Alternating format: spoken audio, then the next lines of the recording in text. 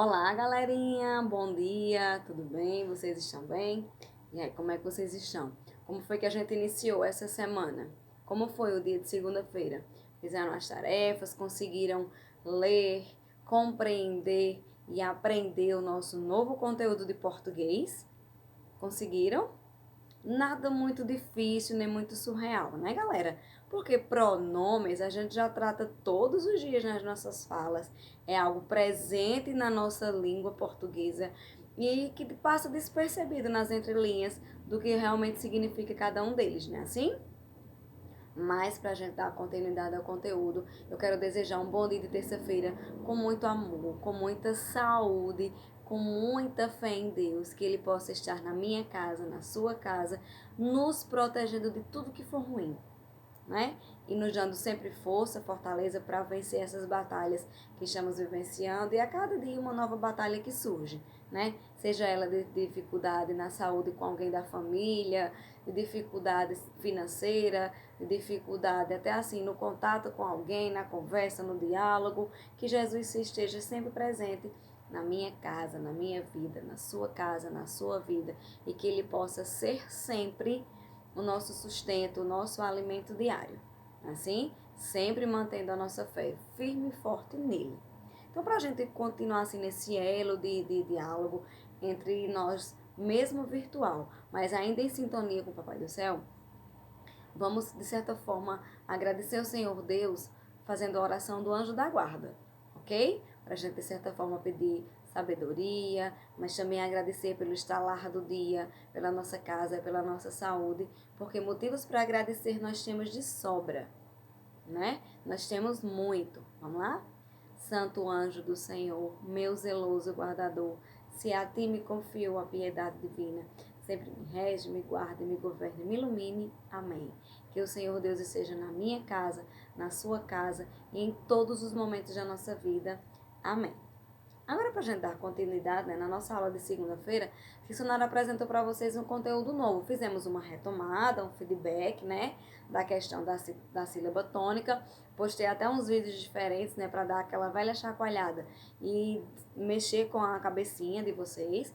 E também postei a questão do novo assunto sobre pronome, né? Na qual a Tia Sonara, além de ter postado o vídeo, a minha videoaula, eu postei também um vídeo do Pro Alex, do professor Alex, cantando, né?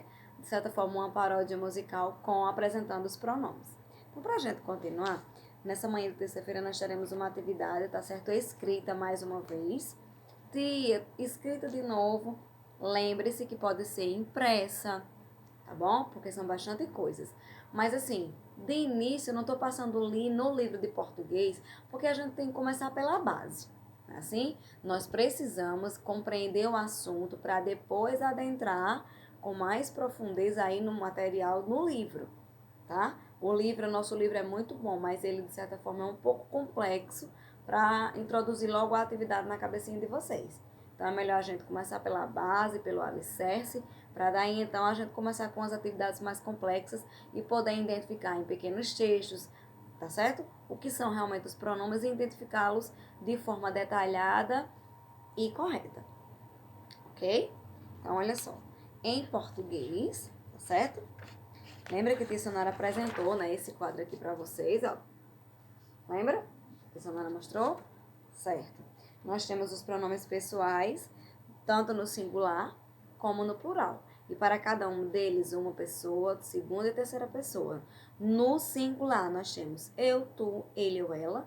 No plural, nós temos nós, vós, eles ou elas. Primeira, segunda e terceira pessoa para as duas classes, tanto no singular como no plural, ok? Dando essa continuidade, nós temos aqui, certo? Uma atividade que em seguida o dicionário vai postar no grupo, que vai pedir para você classificar abaixo, em primeira, segunda ou terceira pessoa do singular ou plural, os pronomes, ok? Vai estar claro demais, porque vocês vão ter o quadro em casa que vocês copiaram, tá certo? Aí, em seguida, vai reescrever as frases, substituindo a palavra em destaque por um pronome. Por exemplo, Maria é uma garota muito bonita. O Maria vai estar em destaque, vai estar em negrito. O que é uma palavra em negrito? É aquela palavrinha que está escrita de corzinha preta bem chamativa, bem forte, né? Então, Maria é uma garota muito bonita. Eu vou substituir a palavra Maria por um pronome. Qual pronome pode ser? Ela é uma garota muito bonita, ok? E aí vocês vão resolver o restante das atividades.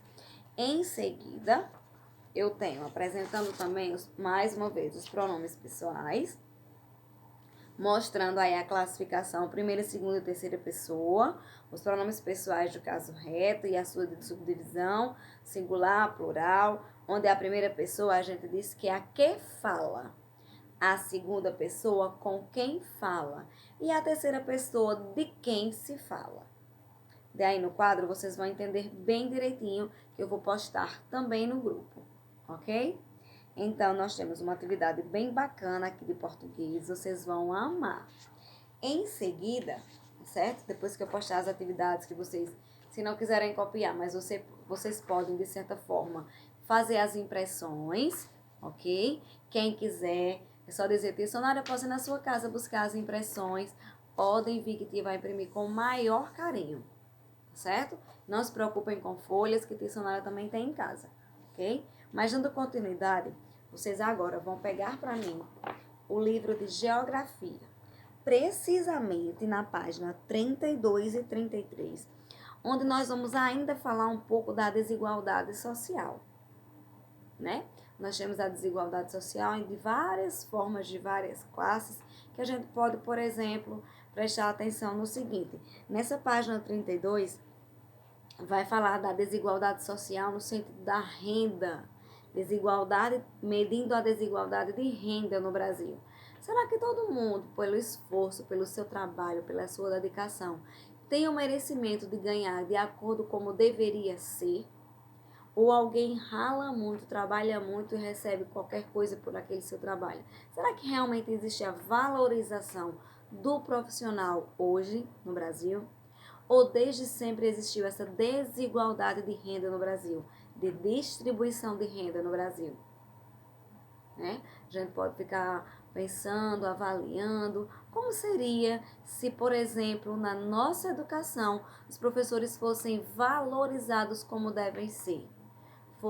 Não falo isso apenas no sentido do financeiro, valorizado, respeitado, ter o merecimento de ter um olhar diferenciado. Primeiro, como um ser humano, né?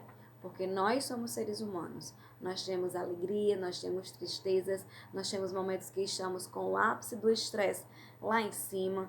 A profissão é linda, maravilhosa, mas nem tudo são flores.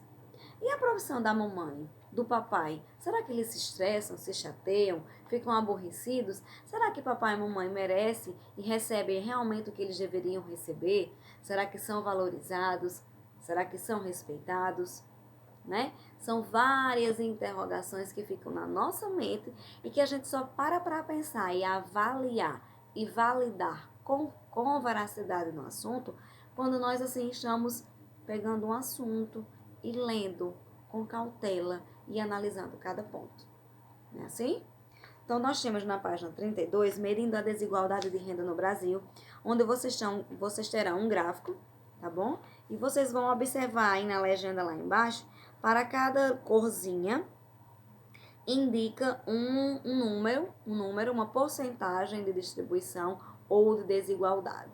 Vocês vão dar uma lida com calma, com cautela, e vão descobrir e responder o quinto quesito aí, porque é uma sequência, né? Nós já começamos nas páginas anteriores, no quesito 5, onde pede, com base no mapa, responda às questões.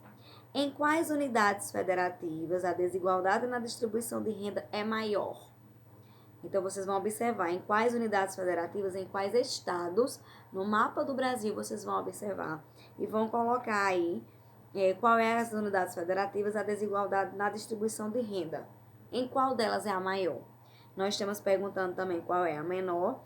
E na letra C, em qual faixa do índice de Gini está a unidade federativa em que você vive? Nós vamos observar e descobrir qual é a unidade federativa, qual é o estado que você mora, aluno do 5º ano. Cuidado para não sair para o 6º ano sem saber qual é o seu estado, qual é o seu país, qual é a nossa região. São coisas básicas, simples, que a gente tem que memorizar, certo? Então, olha só. Na página 33, continuando ainda, vai falar de um ponto mais forte. As desigualdades entre negros e brancos no Brasil. Será que o negro, desde sempre, ele é uma figura, um ser humano respeitado? Ou o negro, pelo seu tom de pele, ele é discriminado? Ele sofre o preconceito, sofre a repulsa por parte de muitos brancos, né? Eu tenho um pensamento, Tessonária, digo sempre assim: triste dos brancos se não fossem os negros. Por que, Tessonária, você usa dessa sua frase?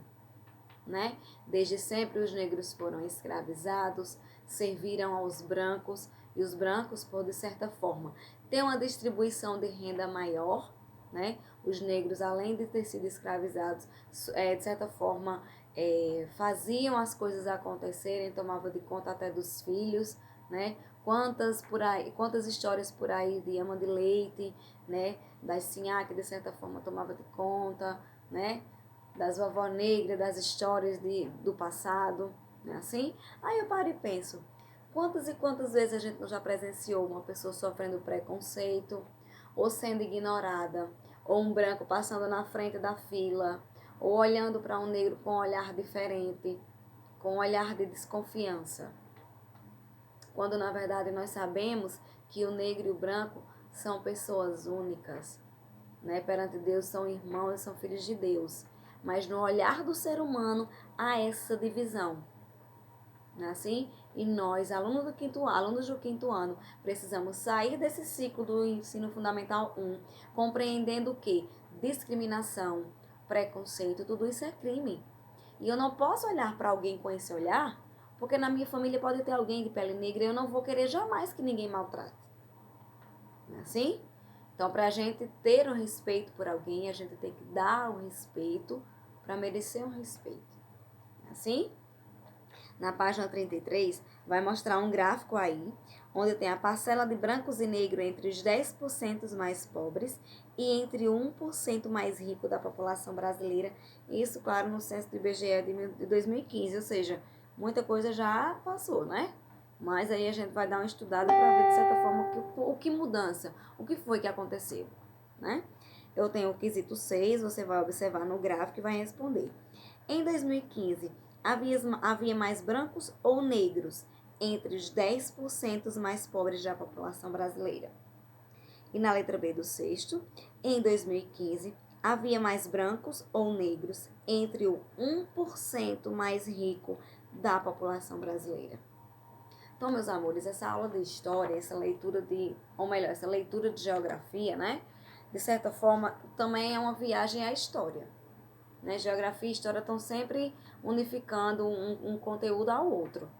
A gente vai buscar lá nas origens, lá nas nossas raízes, se tinha negro na nossa família, se sofreu algum preconceito, se meu vizinho, por ter pele escura, ele sofre alguma discriminação racial. Será que na fila do banco ou na fila por aí, nas filas da vida, né? Você já presenciou alguém destratar alguém por ter pele negra ou olhar com um olhar diferenciado? Né? Isso é algo que acontece sempre. Nós ficamos perplexos, mas acontece sempre. E para muitas pessoas é algo muito normal, natural. Quando nós precisamos compreender, aluno do quinto ano, que não se deve acontecer. Não pode acontecer e a gente não pode fazer acontecer. Nós precisamos fazer acontecer diferente. Mostrar que o preto tem seu valor. O preto merece respeito, certo? E não podemos jamais, jamais negar nossas origens. Porque se nós formos realmente buscar a nossa história, talvez a gente descubra que nós temos sangue, como a gente diz, né? Sangue preto na veia, né?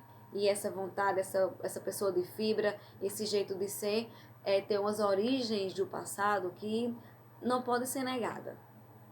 Então, vamos mostrar que nós temos respeito, que nós não discriminamos e, principalmente, que não nos distanciamos de ninguém por ter pele negra diferente ou por ter distribuição de renda diferente. Vamos tentar mudar essa sociedade preconceituosa a partir de agora. Você, criança do 5º ano, que mais tarde vai ser adolescente, vai ser um jovem, um adulto com a maturidade boa ou não, para entender isso, com a atitude certa ou não, basta você querer. Ok? Então, dando continuidade, já em história, vamos ver o que é que nos remete. Em história, ainda nós estamos trabalhando o capítulo 2 com povos e religiões. Na página 30, nós temos uma leitura aí, ok? Na página 30 e 31, para a gente, de certa forma, pesquisar, distribuir e descobrir quais crenças religiosas faziam parte do cotidiano na antiguidade. Será que o catolicismo é desde sempre? Será que os evangélicos é desde sempre? E as religiões do candomblé, as ubandistas, será que elas vêm de origem? Aconteceu agora? Surgiu agora? Ou vem desde quando, tia Sonara, essas religiões? E ainda se tratando do respeito, merece o meu, o seu, o nosso respeito, né? Respeitar as diferenças. Isso é algo que precisa estar sempre na nossa linha, na nossa frente. Respeitar o outro para que o outro também me respeite. É uma via de mão dupla, como a tia Sonara sempre fala. Não é assim? Então, nessa página 30 e na 31, ainda dando uma busca, dando uma pesquisada nas religiões do passado, nós vamos descobrir que muitos dos deuses egípcios representavam diferentes aspectos da natureza, como a cheia de rios, as chuvas e o sol. Existiam também deuses guardiões das cidades, responsáveis pela escrita e pelo conhecimento e protetores das mulheres e das crianças. Né? Então, nós temos aí uma atividade na página 30 e dando continuidade aí na página 31, com uma leitura que diz o seguinte: a criação do mundo. Para você, criança do 5º ano, como foi a criação do mundo? Como foi que lhe ensinaram como o mundo surgiu? Na nossa leitura de história, diz o seguinte: os egípcios acreditavam que o mundo havia sido criado por Ra, o Sol. No início, o universo não existia. No lugar dele havia o Num, uma espécie de grande massa de água parada que simbolizava o nada. Desse Num surgiu o Sol, Ra. Ao cuspir no chão, ele deu a origem ao deus Shu, que é o sopro, e a deusa Tenuf, o calor. Esses deuses se uniram e criaram Geb, a terra, e Nud, o céu, que por sua vez tiveram 5 filhos: Osíris, Ísis, Horus, Set e Néftis. Na sequência, nasceram os outros deuses, e mais tarde surgiram os homens. Thoth, o deus do conhecimento, por exemplo, nasceu do crânio de Ra. Num momento de tristeza, Anubis, o deus da mumificação, era filho de Osíris com Néftis. Perceba que para cada um entendimento de forma diferente, como foi a criação do mundo. Né? Na história existem diversas formas de como alguém explica a criação, o surgimento do mundo. Né? Então, vocês vão ver aí uma imagem, o detalhe de papiro representado o deus Geb, que é a terra, deitado e envolto pelo corpo de sua mulher no céu. Egito, cerca de 1069 a 945 a.C. Nossa, como faz tempo. Então, por essa imagem aí, vocês vão observar, ok? As mudanças, como era representado. Depois eu tenho uma pesquisa, um exercício, com apenas 3 quesitos, ok? Vocês vão ler com calma, tentar responder. O que não conseguir por dúvida, não tem problema. O que importa é você fazer a leitura e tentar responder, ok? Então, a tia Sonara vai finalizar nossa aula de terça-feira, certo? Cheia de vontade, que eu sei que vocês vão fazer as atividades com muito gosto, porque quando eu abro o grupo eu fico muito feliz porque eu já vejo o feedback das atividades anteriores. Então, meus amores, bons estudos, boa aula, boas atividades, maravilhosamente atividade executada por vocês, que eu sei que vão fazer com muito capricho, com muito zelo. Um grande cheiro e até amanhã.